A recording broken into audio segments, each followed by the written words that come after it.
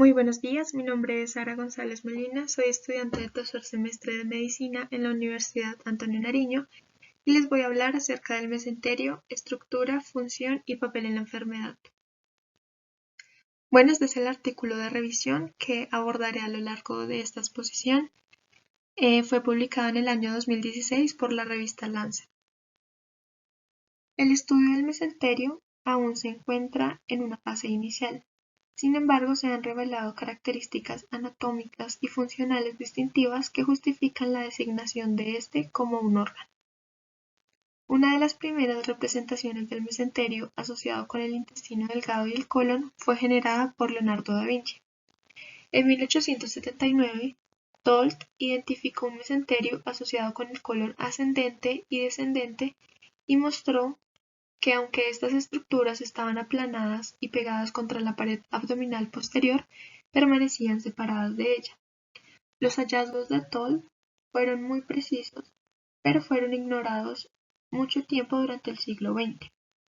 En cambio, los hallazgos de Treves, que fueron publicados en 1885, fueron preferidos. Él concluyó que el colon ascendente y descendente normalmente no tienen un mesenterio asociado. En el siglo siguiente fue un mesenterio fragmentado presente solo en el intestino delgado, el colon transverso y el colon sigmoide, la teoría que se prefirió. Ahora, el mesenterio asociado con el intestino delgado y el colon se considera contiguo. Bueno, con respecto a esta figura 1 podemos describir lo siguiente. Emerge de la región de la raíz mesentérica superior y se abre como en forma de abanico para abarcar el intestino desde el duodeno hasta el recto. Sin embargo, la continuidad se puede ver solo cuando el mesenterio está expuesto de cierta manera. La división del peritoneo proporciona acceso a un plano formado por el mesenterio y la fascia subyacente. Cuando se despega la fascia, el mesenterio emerge como una entidad discreta. La repetición de este proceso desde el duodeno hasta el recto revela la totalidad del mesenterio. La continuidad mesentérica también es evidente en variantes embriológicas como no rotación o mal rotación, situs inversus y la atresia mesentérica. En cuanto a anatomía, sabemos que el mesenterio distal a la flexión duodeno-yeyunal es un órgano contiguo y extraperitoneal. Está plegado de forma compacta en forma de espiral dentro de la cavidad peritoneal. El mesenterio del intestino delgado es bastante móvil, mientras que la región mesocólica derecha está más aplanada contra la pared abdominal posterior. Luego cambia de conformación para continuar como el mesocolon transverso, con otro cambio de conformación en la flexión esplénica para continuar distalmente como el mesocolon izquierdo, mientras que el margen intestinal del mesosigmoide es móvil y se alarga en conjunto con el colon sigmoide. Termina anatómicamente en la pelvis distal y surge de la región de la raíz, como la denominaba Treves, que corresponde a la unión de la arteria mesentérica superior a la aorta. Aquí podemos ver una pequeña analogía que se refiere en el artículo. Y pues bueno, las regiones mesocólicas derecha e izquierda y la región mesosigmoidea medial se curvan y se aplanan contra la pared abdominal posterior y se mantienen unidas en estas regiones por la fascia de Toll y la reflexión peritoneal. Las regiones intermedias del abanico, es decir, el intestino delgado, el transverso y el mesosigmoide, son contiguas a las regiones adheridas, pero no son móviles y no están aplanadas contra la pared abdominal posterior. La suspensión y la unión mesentérica evitan que el intestino colapse en la pelvis. En esta figura 3, tomada del artículo, podemos observar los componentes anatómicos de la flexión hepática. Estas son fotografías instantáneas de una escultura digital que muestran. En esta, una flexión hepática no perturbada. Aquí, una flexión separada de las estructuras contiguas que resaltan el componente cólico. En la C, podemos ver una vista del mesenterio contiguo. La D representa el componente peritoneal dividido y la flexión. Podemos ver cómo aquí está como partido en dos. Y en esta podemos observar el componente facial de la flexión. Bueno, sabemos que si no se produce la unión entre el intestino y el mesenterio, quedaría solamente suspendido sobre los pedículos vasculares y por tanto sería propenso a torcerse con la oclusión vascular. Esta es la causa más común de muerte por crisis abdominales en los primeros años de vida. A pesar de que es contiguo, el reflejo peritoneal se le han designado varios nombres según la región anatómica. Están los nombres de el reflejo peritoneal, la membrana de Jackson, el reflejo anterior, la bolsa de Douglas y el reflejo peritoneal lateral. La fascia de Toll también es contigua y tiene varios nombres para las diferentes regiones. Por ejemplo, donde rodea la grasa perirenal, con frecuencia se le conoce como fascia de Gerota. Debajo del colon izquierdo y derecho se llama fascia de Toll. En este punto se le ha denominado erróneamente mesocolon vestigial derecho e izquierdo. Debajo del mesocolon derecho e izquierdo también se hace referencia a la fascia de Toll. Continuando por debajo del mesosigmoide hacia la pelvis y separando el mesorrecto de la pelvis ósea, la fascia se llama fascia mesorrectal, donde el mesorrecto termina por encima del suelo pélvico, se produce un espacio. Donde la fascia llena ese espacio se le denomina fascia de Waldeyer y dadas las contribuciones que realizó Tolt en el campo del estudio del mesenterio, querían como denominar colectivamente a todas estas fascias como la fascia de Tolt para hacerle como un reconocimiento. En términos generales, podemos decir que el intestino se desarrolla a partir de la capa germinal endodérmica, mientras que el mesenterio se deriva de la capa germinal mesodérmica. Mediante la ingeniería inversa de su desarrollo con la forma adulta como punto de partida, la embriología mesentérica se puede simplificar en un proceso clave.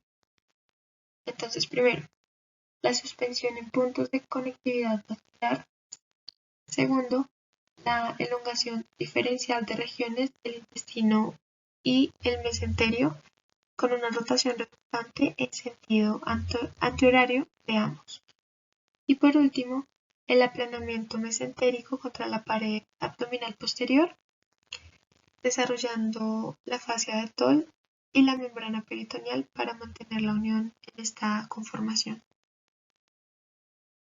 En esta figura 4 podemos observar las proyecciones axiales o craneocaudales del mesosigmoide y el mesorrecto.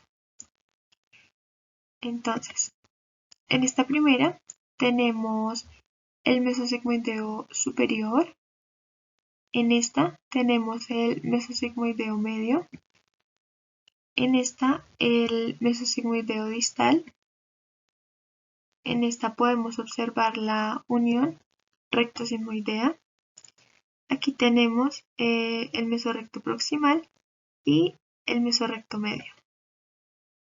En la parte histológica tenemos que los elementos histológicos fundamentales del mesenterio son el mesoterio superficial, la red de tejido conjuntivo y las poblaciones de adipocitos alojados en los intersticios de la red. Algunos análisis histológicos y de microscopía electrónica de barrido en esta región han demostrado que la fascia de Tolt es una verdadera fascia en el sentido anatómico e histológico, ya que se interpone entre el peritoneo visceral del mesocolon suprayacente y el peritoneo parietal del retroperitoneo. En la intersección entre el intestino y el mesenterio, el mesenterio mesentérico continúa hacia el intestino y contribuye al componente celular de la capa externa, la serosa. Además, el tejido conectivo del mesenterio contribuye y es contiguo al de la serosa y desde la serosa los tabiques del tejido conectivo se extienden hacia el presente y la mucosa, lo que significa que los tejidos conectivos mesentérico e intestinal son contiguos. Aquí podemos observar diferentes cortes histológicos del mesenterio tensionados con resorcina-fucsina en microscopía óptica. Lo que tenemos aquí, bueno, como les había mencionado, cortes de mesenterio. Aquí en esta parte podemos observar un capilar sanguíneo. En esta podemos observar las fibras de colágeno, que son un poco más gruesas y se entrecruzan bastante. Y también podemos observar las fibras elásticas, que son un poco más delgadas y pues no se notan tanto. En la parte fisiológica, sabemos que el carácter distintivo anatómico del mesenterio se refleja en funciones únicas de este órgano, ya que el mesenterio suspende gran parte de los intestinos del abdomen posterior y evita que colapse en la pelvis cuando estamos de pie. El tránsito intestinal probablemente se ralentizaría o incluso cesaría sin este apego. La inserción mesentérica facilita la suspensión del colon, permitiéndole adoptar una conformación en espiral. Aquí nos deja una duda, y es que si la deambulación vertical en Homo sapiens se pudo dar gracias a el desarrollo del mesenterio. El mesenterio se interpone entre los intestinos y el cuerpo, por lo que está en una posición óptima para muestrar las señales intestinales y asimismo mediar respuestas locales, respuestas sistémicas o ambas al mismo tiempo. Y la producción mesentérica de la proteína C reactiva es un determinante sumamente importante de las concentraciones sistémicas. La proteína C reactiva regula el metabolismo glucémico y lipídico. Por su parte, el mesotelio mesentérico es la mayor extensión del mesotelio del cuerpo humano.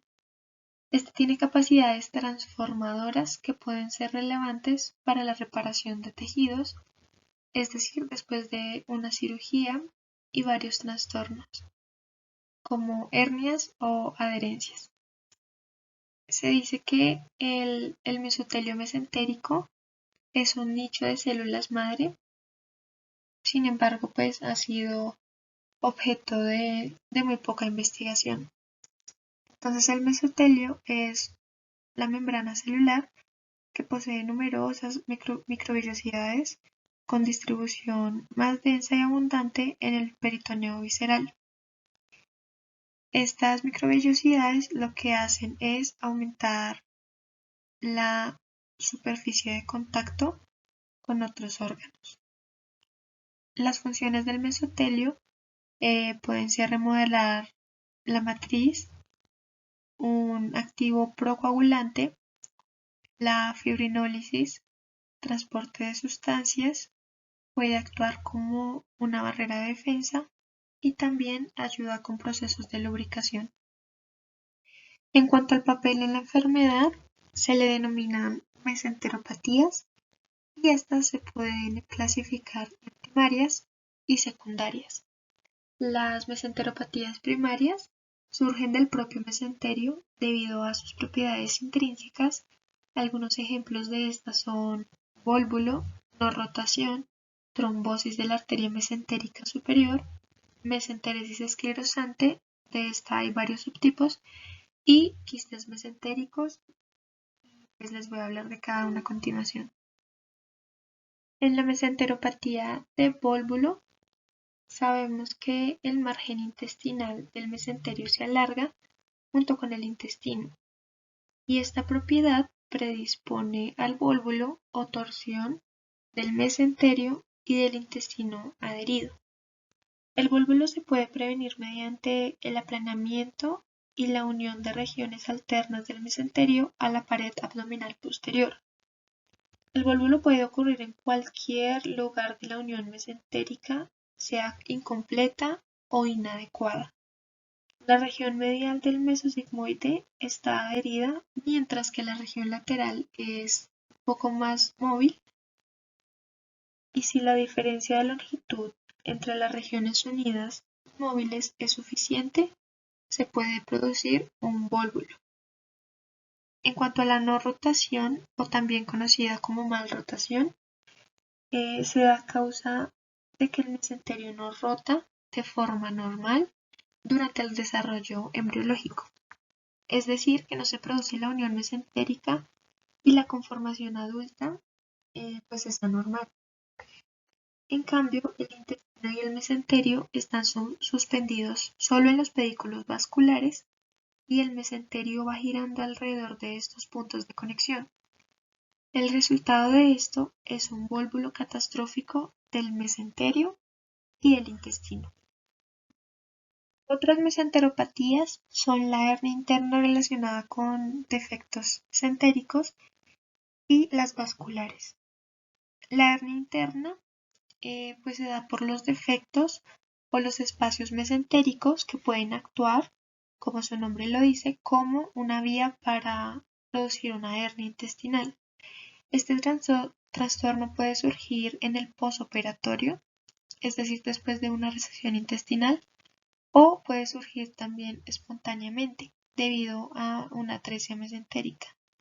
Después de la resección intestinal, el defecto mesentérico resultante debe cerrarse inmediatamente si es estrecho y el riesgo de hernia es muy alto.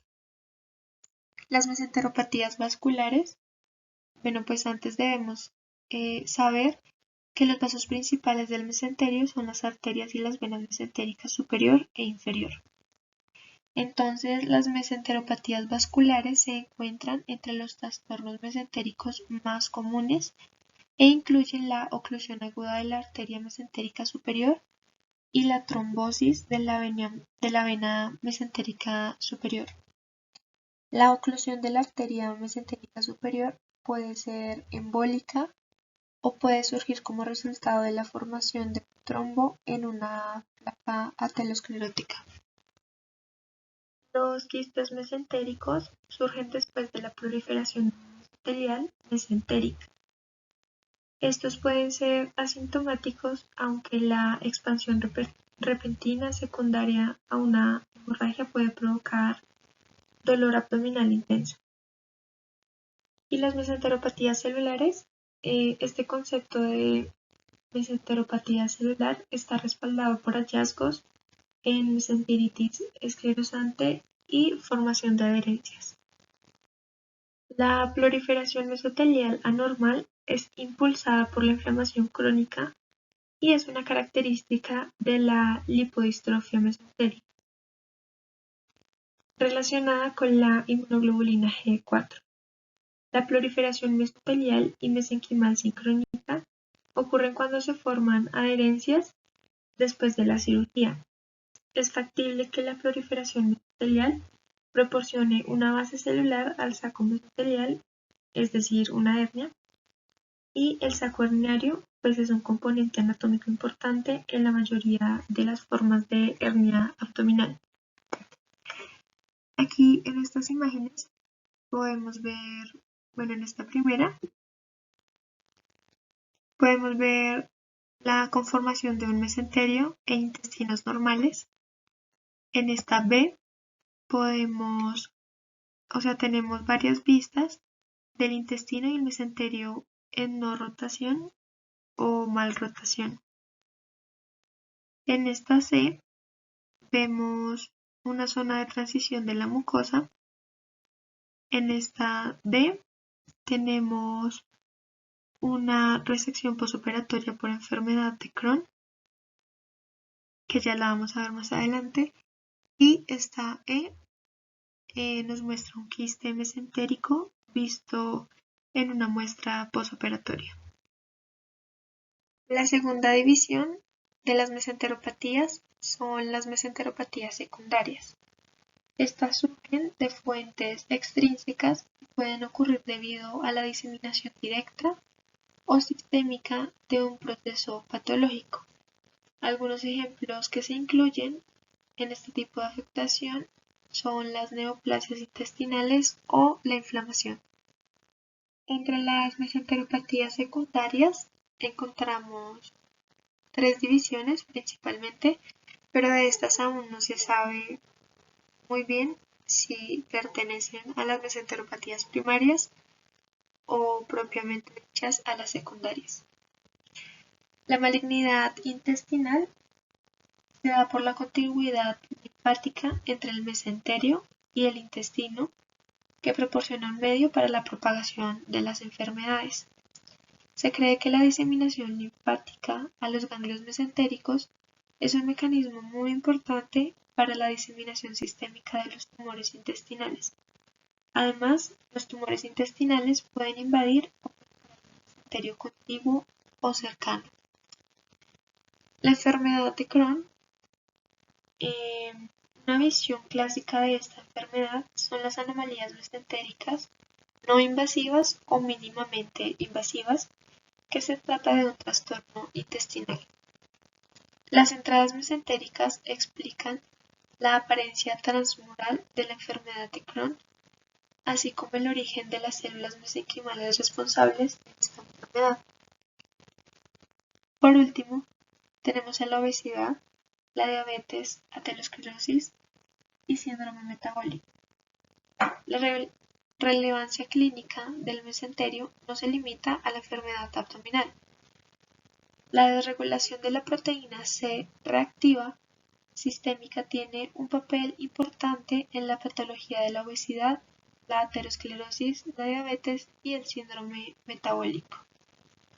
Aún se deben realizar muchos estudios para investigar si el aumento de la adiposidad mesentérica es un evento patobiológico primario o secundario, como les decía. En la actualidad solo puede ser evaluado por medios radiológicos o quirúrgicos. Los abordajes radiológicos se consideran particularmente complejos debido al concepto de discontinuidad mesentérica. Sin embargo, la mayoría de las actualizaciones sobre radiología mesentérica y peritoneal todavía llevan a la información de que sigue siendo bastante difícil.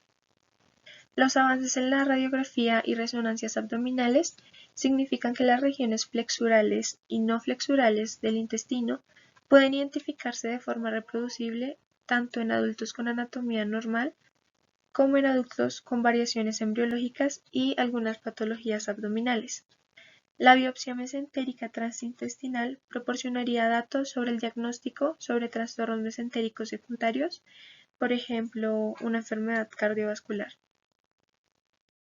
La lejanía anatómica del mesenterio es tal que la cirugía es el único medio que tenemos hasta el momento de alterarlo.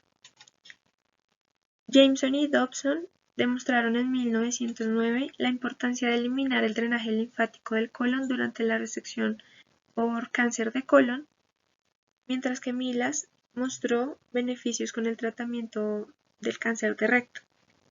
Por otra parte, en 1982, Head y sus colegas descubrieron que la extracción de un paquete mesorrectal intacto era beneficiosa para el tratamiento quirúrgico del recto.